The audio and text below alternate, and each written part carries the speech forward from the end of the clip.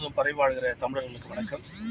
குறிப்பாக விக்கிரவாண்டி இறுதிக்கட்ட தேர்தல் பரப்புரை நெருங்கி கொண்டிருக்கிறது. இன்றைய தினம் திமுக குண்டர்களால் ரவுடிகளால் ஜனநாயக முறைப்படி வாக்கு சேகரிக்க சென்ற நாம் தமிழ்ச்சி வேட்பாளர் அபிநயா மற்றும் நாம் தமிழ்ச்சி பொறுப்பாளர் நிர்வாகிகள் மீது திமுக குண்டர்கள் அமைச்சர் தலைமையிலே இதை தாக்குதல் செய்திருக்காங்க.